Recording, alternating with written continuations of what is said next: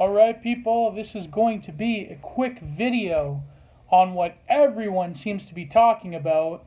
I certainly was tweeting about it last night.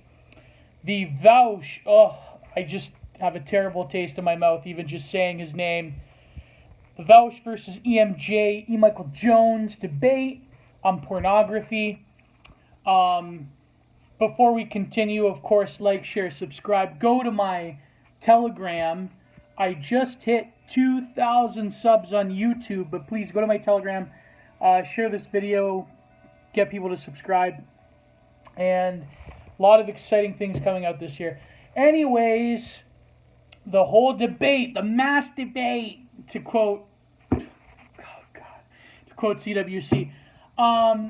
So I think, first of all, that in some small way, for you old hats out there like me, nobody TM created this, not created this debate, but furthered along this debate. Because my thesis is that basically E. Michael Jones wouldn't be as popular without that one video.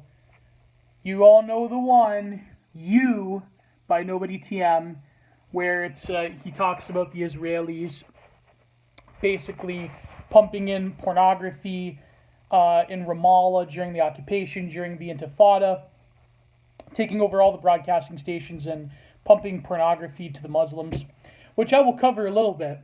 But it was also over the footage of those women twerking in that twerking class. And it was sort of early Nobody TM. It was the first few seasons, or the first season, I should say, which, from what I've talked to Nobody about, well, I should say the head editor, he really wasn't satisfied with it because it was sort of like the politics, like the, very like, Pollack type of politics at the time. So the other stuff became much more metaphysical, and it became much wider in scope and much more creative and artistic than just like, look at this, look at these degenerates, right? Look at the modern world sort of deal. Which, and then that came to other people ripping that type of style off. Not ripping off, but taking inspiration. For instance, I think Sam Hyde definitely took some inspiration. TV Qua. Who else?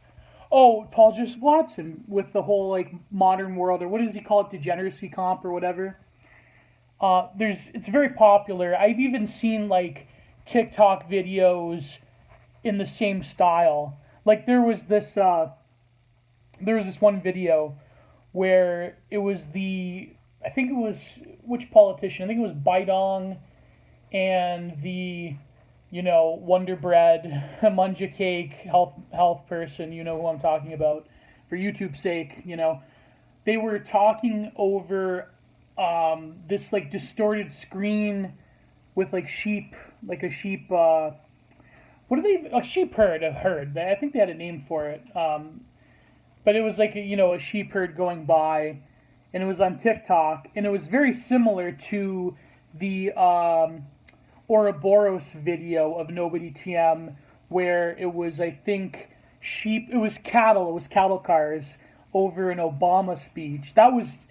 This was made in, like, 2014, like, which is 1,000 centuries ago, internet time, right? So this debate, let me go for this first point. Then I will get to that part about Ramallah and the Intifada and the Israelis. So my problem with the debate, and I've said this from day one, okay? Total waste of time for EMJ. Total waste of time for everybody. Because, first of all, I'm pissed because the stunning intellectual content that we do at Break the Rules, we should at least have 60,000 subs the way that this debate channel does, where they just field questions from the audience. It's ridiculous, right? Very low effort content, very low energy debate hosts. But anyways, I kid. But seriously, for the guests that we have, for the content we produce, BTR should at least have, I say, 20k subs by now. But YouTube, the algo, and that type of content, the way it is now, but baby. So this debate was just, I predicted it was never going to work. because you really can't have people who have a greater lacuna or space or chasm between their worldviews, between the way they even perceive reality. And of course, I'm on E. Michael Jones' side 100%, apart from a few things he says here and there. But I think that the problem with this type of debate is you're never going to ever have a mutual understanding between not just between each other's positions, but the grounds by which the debate is even had. You know what I mean? Because E. Michael Jones, and here's my immediate criticism, is that he really didn't do a good job of stating his position. He really was just relying on old material. He was relying on the audience to get it, and he really didn't go in depth into what St. Paul in particular meant, and that's how we started the debate. What he meant by sin being a form of bondage, right? I know the light is bad, but it looks kind of cool, so who cares? So E. Michael Jones, he was sort of relying on the heuristic of, well, this is my previous work, this is my framework from a very, his work on the eternal logos, throughout how it develops throughout history, and how that leads to the conclusion that the reason, or the divine gift of reason, not the sort of secularist, crap stuff that Vaush throws out, which is basically a bunch of Enlightenment perverts. So, and I'll get to that a little bit too. So, E. Michael Jones is saying this is how sin is slavery, it's bondage, it will entrap you. And Vaush, of course, from his shit-lib secular perspective, just well, what about people with alternative identities? To them, it's freedom. And it's just, it's never going to work. It's never going to happen. You can't, first of all, you can't talk to someone like Vaush. You can't, because he is a confident shyster. He is someone who is a snake in the grass of discourse, right? And secondly, the one good thing that E. Michael Jones did was he pointed out a hollow point to the skull, like a Barrett 50 caliber. He went right to the problem of Vaush, which he has a darkened mind. He has been given over, and I'm quoting the Bible now, he has been given over to a reprobate mind. He is an eternal coon brain. And even Michael Jones said, yeah, of course you think like that. Because when there was this one point where Vaush said, well, if you take away porn, then people would look at the curvature of driftwood and they would, fap, and they would have naughty thoughts, right? And E. Michael Jones says, of course you would. Maybe you would. That was a great point. But E. Michael Jones, he should have systematically laid out what St. Paul meant by sin being a form of bondage and slavery. And there was Vaush was trying to troll him the whole way with well, Jesus is kind of like the Hollywood pornographers because he's transgressive. Just a disgusting, perverted, wretched, and hey, listen, I'm fatter than Vaush and I probably look more disheveled than Vaush right now, but holy crap, it's just, not good. So you can't talk to someone like that right off the bat. And what E. Michael Jones should have went into is he should have outlined, okay, what does it mean to be in a state of bondage through sin? And why is it that something like pornography enables people uniquely than just ordinary run-of-the-mill Hollywood films seeing a nudity scene in a piece of cinema, which Vaush was claiming, What is the difference there, right? But it would have to go into a greater understanding of what eroticism is, of what things like, what the difference between pornography and the work of art, of course, because in cinema, and I know this is going to offend the trads, you can have a great scene of nudity, you could have even a sex scene that can elevate to an extent the whole work of art in toto of that auteur piece of cinema. There's very few sex scenes that do this. Very few, I admit. There's some. I remember some trad was saying on Twitter, a fellow tradcath, about like, well, I've never seen a film where the nude scenes enhance the whole thing, and I said, yeah, there's a few. There's a few nude scenes, like the one. Well, what was that film where the one activist in Italy, she was doing some kind of government bombing, and she was on the run with this guy, and at the very end they only implied the sex scene. But in terms of like actual sex scenes, I'm trying to think. Blue is the warmest color could be one. I'm trying to think like any auteur cinema that isn't like totally smut. Because like there are some films where it's basically just softcore pornography, like Nymphomaniac is one of them, which me and my best friend one time we watched all 6 hours of, and it was terrible. It was not. It wasn't. It was so de-eroticized at the last part that it was incredible. But there are some films out there like that. But so E. Michael Jones should have went through the difference, but also how the fruit, because you really can't go into, with someone like Vaush, the fetid, rotting nectar of the fruits of sexual liberation in the modern world. It's never going to work with someone like him. Never. Because he'll look at that, and this is the difference. He looks at that decay, and he sees growth. He looks at that regression, and he sees progress. That's the problem. You really can't talk to someone who is that far gone. And for all of his bromides about, well, you know, I hate the tankies, I hate the communists, and I also hate the libs. You know, like that clip where he was basically saying that it's conceivable for children to you-know-what with adults. I'm not going to say it. He goes, get out of it with your libtard SJW moralism. It's like, yeah, that really, that's a very good appropriation there, Vaush. Very good.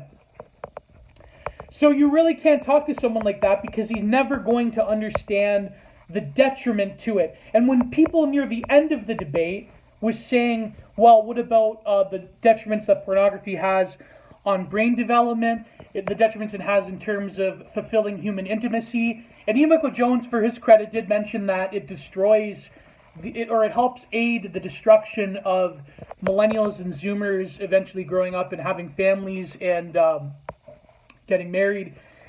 So, and he was trying to explain the natural order of things, which is, of course, incredibly repellent to Vaush, because Vaush, at the end of the day, has a very rootless, materialist, and hedonic view of the subject itself. He views the subject as a purely mechanical thing that is outside of, despite being a Marxist, by the way, outside of time and space, or rather outside of historicity, someone who is a whole individual yet claims to be a Marxist that believes in a dialectic. I don't even think he believes in a dialectic, really, truly. Because if he did, he would understand the facticity of history in the human subject. He doesn't believe in that. He believes that we are just totally 100% rootless, and it doesn't matter what age you are, it doesn't matter what stage of development you are basically a pleasure bot with erogenous zones to manipulate, either through hunger, or through sex, or through whatever. And there is no material harm to the media we consume. And that's another thing, too, is that if you're claiming that pornography has no detriment, it doesn't influence any negative outcomes, this is the same person that endlessly harps about, well, the radicalization pipeline, right? It's the same people, the same libs who say that, mass, psychosis, formation psychosis is a lie. It's not real because experts say that, are the same ones who talk about endlessly for generations now, the madness of crowds and the radicalization pipeline and media can influence your brain, and it's the same crap because they don't have, someone like Vaush does not have a worldview. he doesn't have the withstanding, he doesn't have the gravitas to truly have beliefs and convictions. And Ian Michael Jones saw that. He saw that this man has no morality. He has no grounding. And I remember watching a little bit after the stream where, of course, Vaush, he has to simulcast every debate he's in, with his own audience. And he, meticulously goes through, he really weeds out his own audience. He really instantiates a cult of personality. And he was talking about, conceptual tools of theory, and theory is kind of like a math book. It's not just to solve the problems that you're presented in the book, blah, blah, blah. It's like, does he really internalize that, honestly? Does this man really read theory? And he talks about sociological studies that are bunk, and it's terrible. And he had to mention, of course, because he's ass blasted, he had to mention Black Pigeon Speak. He's like, whoa, you mean that study that Black Pigeon Speak highlighted? About, what was it about? About the more partners you have in life, the less likely you are to form a lasting marriage and relationship. Which is true. I mean, even if you can't pull out an easy empirical heuristic, it's still something that makes sense on such a gut intuitive level. But see, Vaush doesn't believe in that. He doesn't believe that the human has a soul that possesses a gut level of understanding, an intuition around certain issues. He doesn't believe that. He thinks that that's not real, of course. But even still, even as a fact of, let's say, evolution or biology, he doesn't believe in that.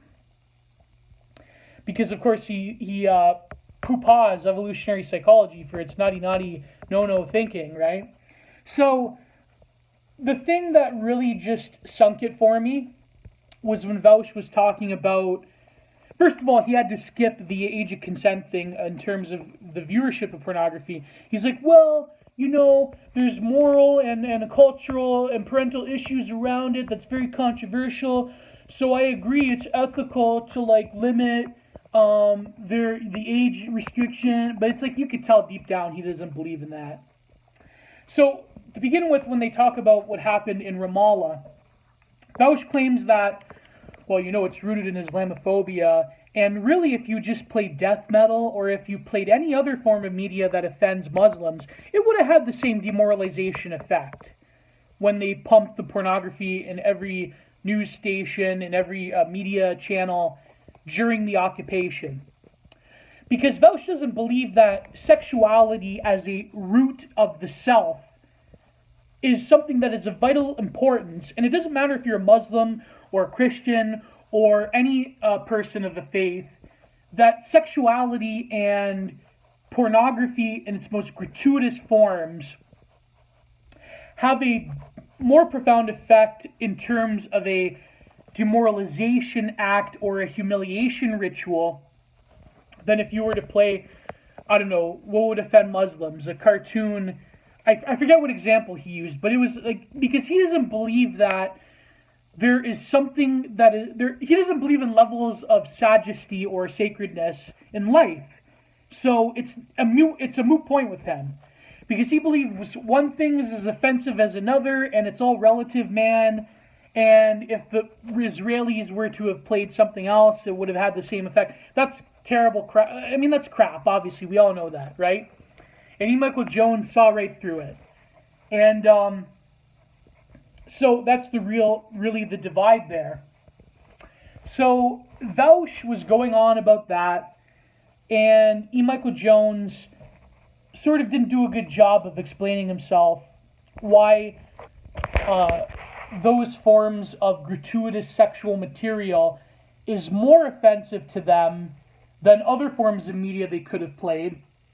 So, because to them, they don't think that things have a deeper impact on the subject, right? Because for someone who claims to be, I read theory, bro. I read theory.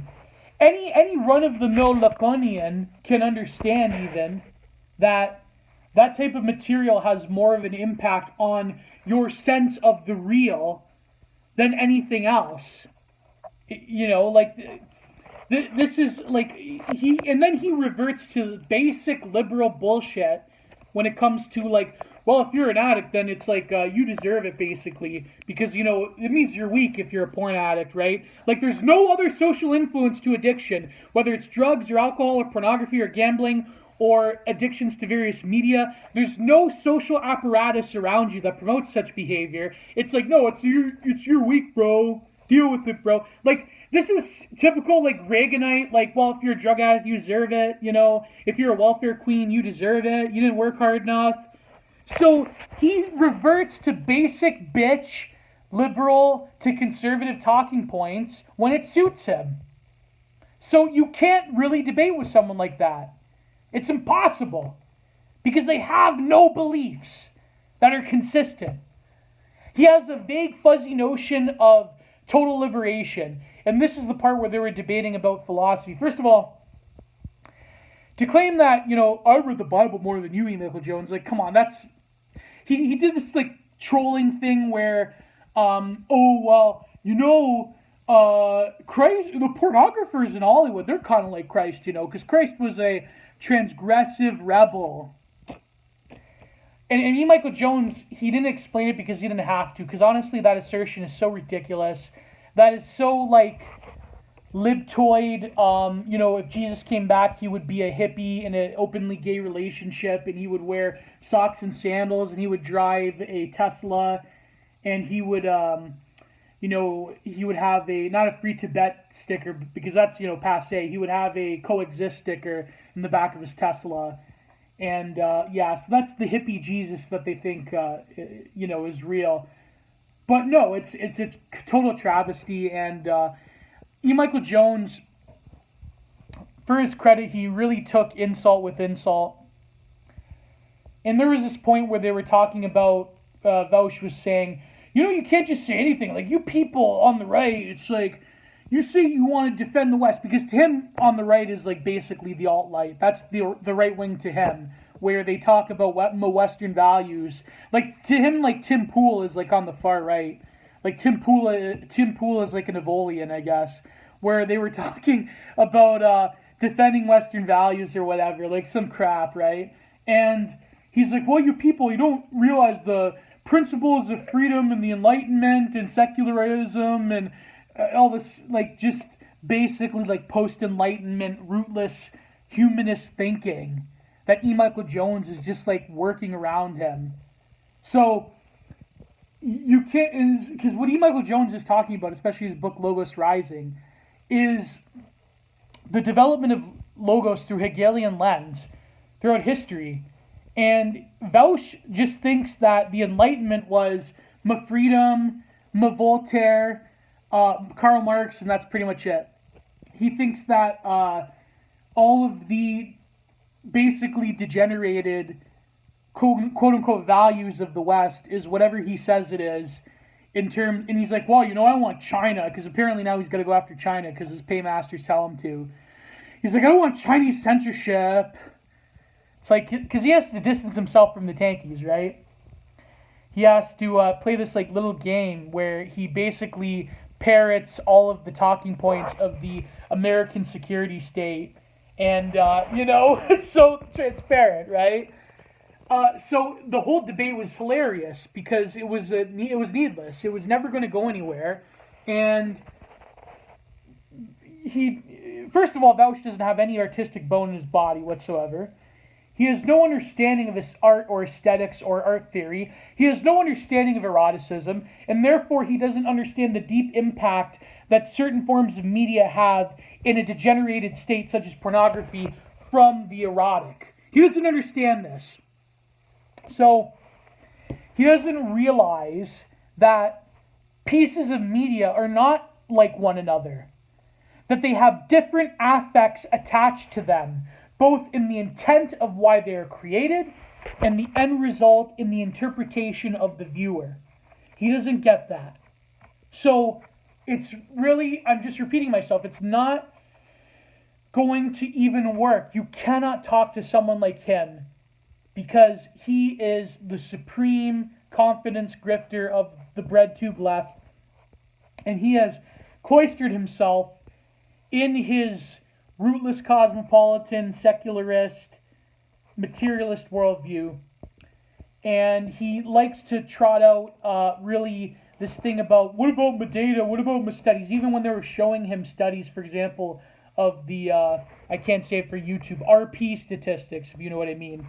People were showing him, well, no, you're wrong, that actually, the RP incidents have increased since the 1950s. He's like, no, that study is wrong, because he has a incredibly reified view of his science and his own social science, and he really thinks that these people are doing work and that there can be no bias when it comes to his conclusions. There can be no manipulation of the data from people like him working in social sciences and sociology in particular. And he relies on a picture of the quote-unquote data as a uniquely reified and wholly outside and separate entity from subjectivity, because that is his God, because he has no other God. He has no other recourse to a deeper transhistorical and metaphysical truth, so his science, social science, becomes his God, essentially, because he has nothing else to rely on in terms of giving him a proper heuristic of what it means to be, not just what it means to be a human, but what it means to have a proper, let's call it, existential and ontological grounding of the real in the world. His picture of what it means to have a basis of how to operate in the world is only through that materialist, scientific lens. And even, of course, we all know his God of social science and sociology is total crap. I mean, it's just, look at the data. Like the sort of regression methods and the metrics that they use is, let's say, not very reliable when it comes down to it. But to me, I think all science is soft science, but that's another video for another time.